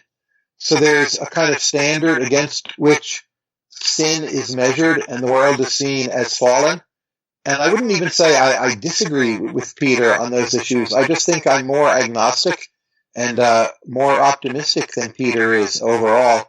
And kind of the spectrum of kind of thought of libertarian, conservative, I'm maybe a bit more to the libertarian side, and he's a bit more, I think, to the conservative pessimist side. I don't mean to speak for Peter. That's just like my personal impression. Of course. And what is your thought on his statement that people take Trump literally when they should be taking him seriously? Do you take that statement literally, or how do you sort of view that statement? Or do you agree with it? I'm not sure what he meant by that. You know, Alex Tabarrok tweeted something, I think yesterday, where he said, like, Trump is bad in unprecedented new ways. True. But Trump is not unprecedentedly bad. And then he cited like 6 other terrible things other presidents had done. And I think that's a good perspective. I'm not sure what Peter meant, but I think in general, sentences with the word Trump in them tend to be low quality sentences. Peter was trying to revise that in a positive, smarter way. I would be pretty sure of that. How about Larry Summers? Larry Summers, I think, grew up at a time when a belief in like America's great generation stuck in his mind, and the idea that there's a kind of liberal Democratic Party technocratic consensus of experts who can fix things. He has more faith in that than I do. And I think, again, when I talk to Larry, I feel more like Peter Thiel, that there's the sense of the fallen and these inevitable imperfections. And I think he's a bit too optimistic about politics and also policy. But I would say, of like people from the Democratic Party side of the debate, he's the one whose arguments make the most sense to me. So I don't view myself as vastly far from him. Paul Krugman. I just, in the last 3 months, did 2 different dialogues with Paul Krugman. One is online, the other is coming online. I think he really does see the world in these good and evil terms. There's the good guys and there's the bad guys, and you need to do everything possible to support the good guys and speak out against the bad guys. For him, the bad guys are the Republicans. And a lot of his particular criticisms I agree with, but I think he's gotten too wrapped up in this good versus evil take and like playing devalue and dismiss. And he said like recently, who is the fellow, the Indian guy who was sent to jail for violating campaign finance laws. Paul Krugman said like he's the leading number one conservative intellectual. And that just seemed to me like so clearly wrong, just as like a statement of fact. So I think he's not like working hard enough to understand the best arguments of his opponents. Would you say that Dave Remnick also falls into that? Like, believes too much in good versus evil? Well, I haven't seen Dave Remnick since I went to high school with him. He was 2 years ahead of me, and I barely knew him then. I love his book, Lenin's Tomb. I think New Yorker's a great institution. But like Dave Remnick, the person, I couldn't give you comment one way or the other. I have no negative memories of him from high school. I knew his brother, Richard, much better. Richard was on, had a great sense of humor. I really enjoyed Richard. Wow. How about Nassim Taleb? I met Nassim twice, and he is a truly charming gentleman, and you could describe him as a kind of pussycat. He is not like his Twitter persona, and Nassim and I have become friends. I hope to see him more. I don't really have a sense of like what he is really like, but he's fun to spend time with and super smart. And I would just say, if you've seen Nassim on Twitter, there are many more sides to Nassim than that. In terms of point of view, he's so strongly influenced by having grown up in the Lebanese Civil War. Right. And he has a kind of fear of extreme risk and a kind of pessimism and sense of fragility. And, I grew up in suburban New Jersey with like the Remnicks. So whether his perspective or mine, like it's the correct one, or whether you can even say there is a correct one, but certainly mine is very different. I take a fair degree of stability for granted in a way he does not. That would be the biggest difference. All thinkers are regional thinkers, another account. Exactly, but he more than most. Right. Ezra Klein. Ezra and I are good friends. We talk a lot. We agree on a surprising number of things. I think he has, again, a kind of faith in a Democratic Party, technocratic elite, where I think there's something deeper going on in politics about symbolic value and expressive value.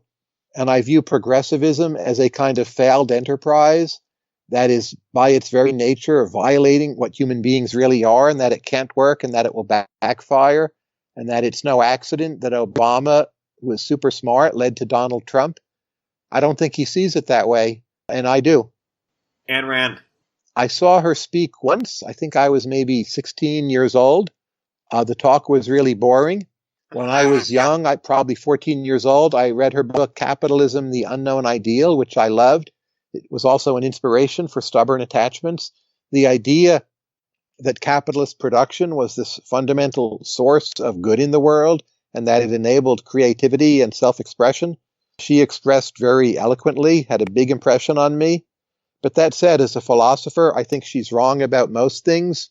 I disagree completely with her critique of altruism. When she stamps her foot and says things like existence exists, I don't know what that means. And she thinks everyone else like denies that existence exists, or they're whim worshippers, or they're all like evil, or they're cretins. Her whole basic attitude, I think, is way, way off.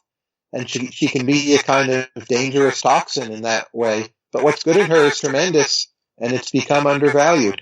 Thomas Piketty. I've never met him. I read his main book, which I thought was very well done, but it seems the data don't hold up. And the main force driving the inequality of wealth really is land value, as has been shown by Matt Ronley. So my main difference with Piketty is simply that I disagree with him. He's French, I'm American. I suspect if I knew him and what he was like, there'd be a lot of kind of standard stereotypical differences, that he's a sort of French socialist and I'm an American small libertarian.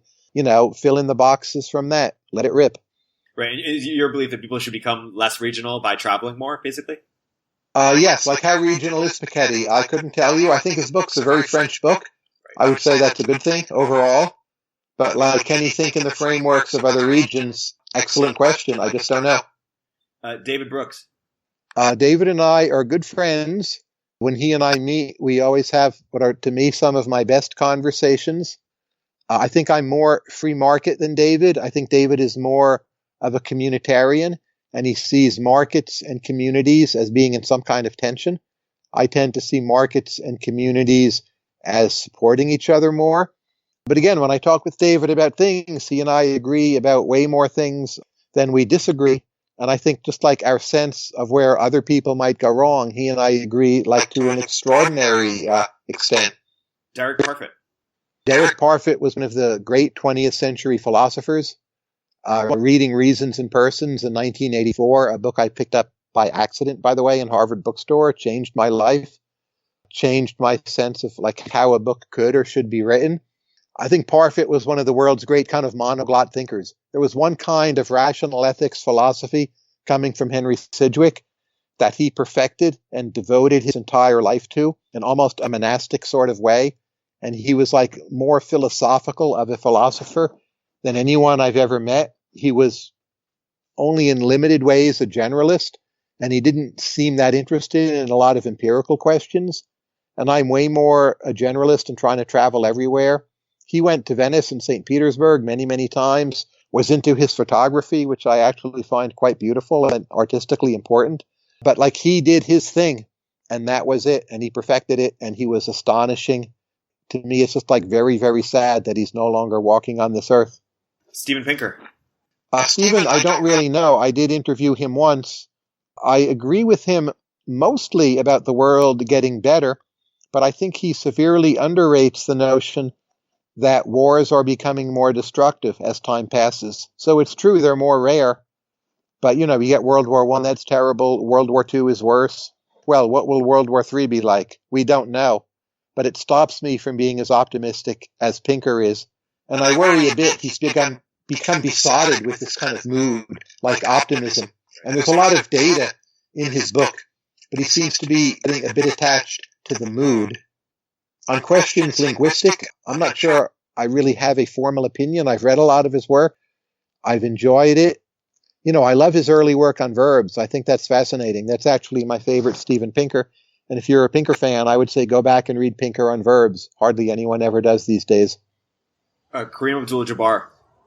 I met Kareem once, but I watched him play basketball his entire career. He was one of my favorite players. His incredible work ethic always impressed me, even in hopeless situations. The number of different skills he developed, his coordination, the way he used dance skills to make the skyhook work, and how few other centers have developed an effective skyhook, his overall versatility, his interest in the arts, that he's a figure really out of the Harlem Renaissance, how many books he's read, how many books he's written, how deeply he understands African American history, his interest in Sherlock Holmes and Persian carpets, and so many things. He's a polymath. He's an amazing guy. He's like a famous celebrity. I tend to think like you can't really get to know a famous celebrity, but I think from what I know, we all should admire him. Cass Sunstein. I gave a talk on behalf of Cass in Bergen, Norway this year because Cass won the Holberg Prize, and I had a whole hour talk on what I thought was important and valuable in Cass. And I was very happy and honored to have had the chance and go and give that talk. He is one of today's great polymaths. He's read everything, and he knows everything about everything else, like Cass and Richard Posner. They're the two titans there, and he's smart on everything. He's to the left of me, but I think on so many issues, he's surprisingly eclectic and will surprise you. And I always love seeing him and talking to him about stuff, most of all Bob Dylan. Julia Galef. I've become friends with Julia. I think at first, actually, she didn't like me because I said something snarky about the rationality community. I said in some ways it's becoming partly like a religion, and I think she took offense at that. Julia is super smart and super open, and just like as a center for ideas, kind of running what you would, metaphorically call a salon, I think she's a very important figure in the Bay Area. My main difference with Julia is that I think travel is very important, and she's very much a travel skeptic. and I would love to be able to convert her on that. Jeffrey Sachs. Jeffrey Sachs was at Harvard when I was at Harvard. I've run into him a few times in the meantime. He's a very smart economist. He's one of the smartest economists. He's done so much in politics. I think people have forgotten that. One of his greatest contributions is his arguments that geographical endowments are very important for economic development. That has been neglected. His role in turning around Poland and the Polish reforms set off basically 25 years of 4% growth. He also had a positive contribution to the economy of Bolivia. I know he's controversial and he behaves in a lot of ways people don't like, but I think he's been a huge plus for the world. And he goes around acting like a certain kind of celebrity in a way that kind of the mood of that is very alien to me. And like I can see why people would be put off, but I would say look under the surface, look at the substance. There's really been some pretty amazing stuff done there. Nate Silver. I don't know Nate very well. I loved his election forecasting, and of course he's had some huge successes. I loved his sports writing, and best of all were his burrito brackets, like ranking Mexican food in different parts of America by quality. Just that he's kept at it and like developed this into a kind of business and had his own website and turned it into something managerial and larger than just Nate Silver. I think that's all to be admired. Like how he's different from me, I don't really know. I haven't spent enough time with him. Russ Roberts. Russ was my colleague for many years. I think Russ is to the free market side of me. Certainly, like relative to most economists, I would be on the free market side of them. But Russ is on the free market side of me. He's disagreed with me about economic stagnation. He thinks progress has been much higher than the numbers indicate. He and I disagree on that. Russ is a strong believer in God, and he is very active in his synagogue. And I am somewhere between agnostic and atheist. So to me, like his temperament in some ways, it's very different from mine. But he and I are good friends. We've done a bunch of things socially. Our families know each other. I always look forward to seeing him. He's been like a pioneer with the podcast. He has incredible reach. He's an amazing spark plug. And I was really the person who like pushed for GMU to hire Russ. I was crushed when he left. I'm delighted and honored. Like I could have been the person that like pushed for us to hire him. And I will always be a huge undying fan. We talked a little bit about your colleagues Brian and Robin earlier, but perhaps your colleague Alex Tabarrok. Alex, I have known more years than I care to count. He just knows so much economics, and he is always like working so hard on improving himself. I think Alex is like more scientific than I am. And he thinks of economics more as a way of kind of improving the world sort of through schemes like option pricing or congestion pricing or using blockchain to create new markets. I see value in all of that, but I think Alex is like 5x more optimistic about the value there than I am. But Alex and I agree on all kinds of things. He grew up in Canada. How does that make him different from me? You know, it must somehow, but he's fairly Americanized by now. But I think Alex is maybe like more sympathetic, say, to some progressive like moods and ideas maybe than I would be if I had to say, even if he doesn't agree with their economics. Like there is some clear difference in there. Alex at times will say he's for open borders. I don't think it's workable. You push Alex on that, he'll say, well, it's just an ideal to work towards. But still, I wouldn't put it that way. I would just say, I'd love to have more immigration, but we do need to place limits so people will feel in control and thus ultimately let in more foreigners. Glenn Weil? I don't know Glenn very well. I met him once, I don't know, like 10 years ago. I'm guessing could have been more. And I've certainly read his book, and I've read most or maybe all of his major articles. I think in terms of IQ, he's one of the very, very, very smartest economists, young economists, but economists, period. That said, I'm not convinced by his ideas. I think they're perfecting economic mechanisms, but not looking closely enough at the value-based sociological and anthropological factors that limit the applicability of economics. So I hope Glenn is right. I think of him as someone who likes to kind of think up schemes for doing things in a new or better way. I more am a political realist, I think, than Glenn is. and I'd love to spend more time talking with him. He lives far from me, and he has opinions on a lot of other things. Like he uses the word plutocratic. I don't think of our government as like controlled by the rich people. I guess I give greater scope to the influence of the median voter. Glenn has all kinds of views on Israel where I'm like probably just agnostic, but I certainly wouldn't say I share his views. How about Mark Andreessen? Mark is just one of the smartest people ever. Like he invented the browser. This is like super well known, but people these days just don't understand what a breakthrough that was. It made the internet work. Like Mark made the internet work. Everyone should just like bow down and revere him. And he's so widely read and so quick and just this incredible like judge of talent and character and always bubbly and full of energy and full steam ahead. And, you know, what he's done in so many areas, all the other companies he's helped birth is just incredible. Mark is himself like a shy guy, I think. And a lot of the world, you know, probably doesn't know him, but I'm a huge fan. He's way more optimistic than I am if you're looking for differences. Yeah. How about Jonathan Haidt? Jonathan, I did a podcast with, so, you know, you can consult that. I think he is a great hero in terms of speaking up for freedom of speech in the academy. And he is someone who has really re-examined his own views and changed them in her like heroic, courageous ways. I guess I have some doubts like what heterodox academy means as a movement, a kind of institutionalized movement of dissent or non-orthodoxy. It has a hard time not becoming its own orthodoxy. But he's reached so many people. He's improved academic life, like big blow for freedom of speech. Like Jonathan's whole worldview, I'm not sure I know what it is, but just the fact that he's like coming from a left democratic tradition and I am not, there's going to be a lot of obvious differences. And my best guess is if you filled in the boxes there, you'd get a lot of mileage out of that.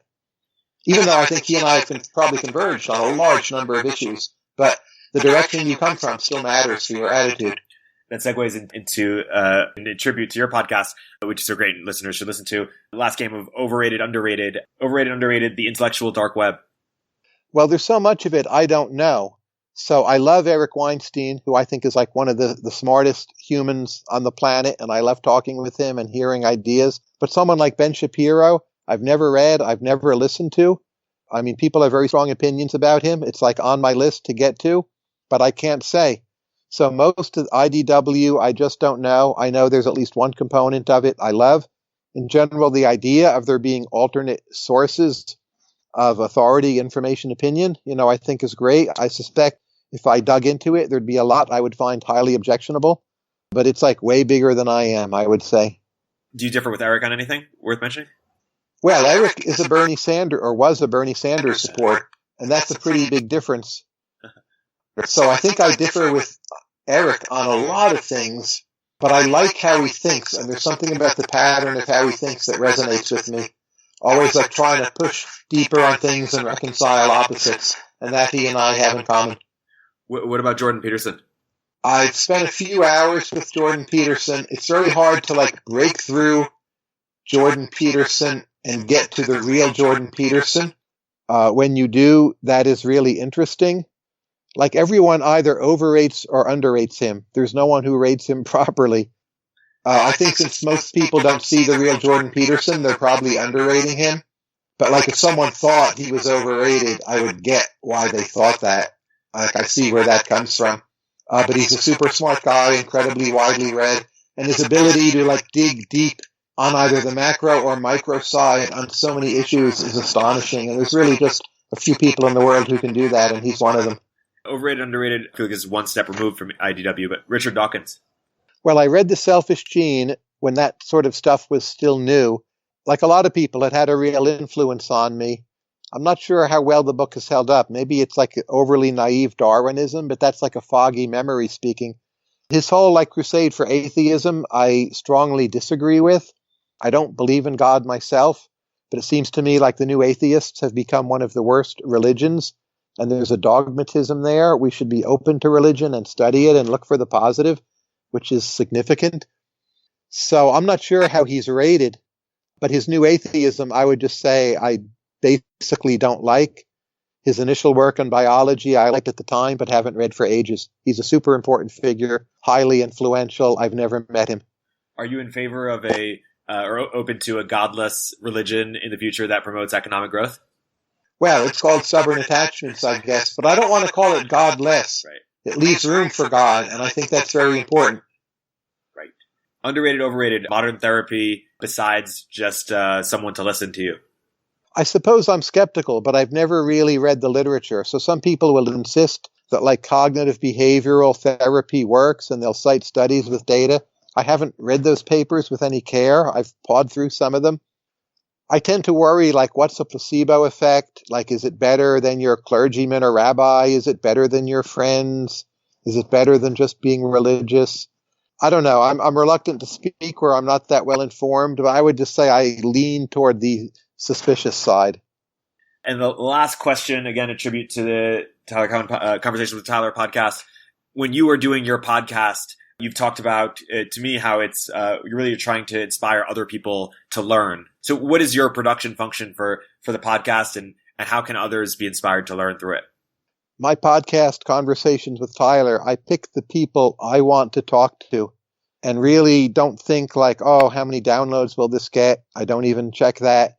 And just have the conversations I want to have and try to learn from them. And I figure that will resonate with like some set of listeners and readers. They're also in transcript form. And just do that. I'm not in any way paid. We don't sell ads. There's like nothing. There's no trick way of like earning money in the background or nothing. And it's been my like best, most important learning experience of the last few years. And I want to keep on doing it for as long as I can. That's a perfect way to wrap. And if this hasn't been obvious, this has been the conversation I want to have with Tyler, not the one you'd like to have. Tyler, thank you so much for coming on the podcast. It's been an absolute pleasure. Thank you, Erik. And it's been a pleasure for me too.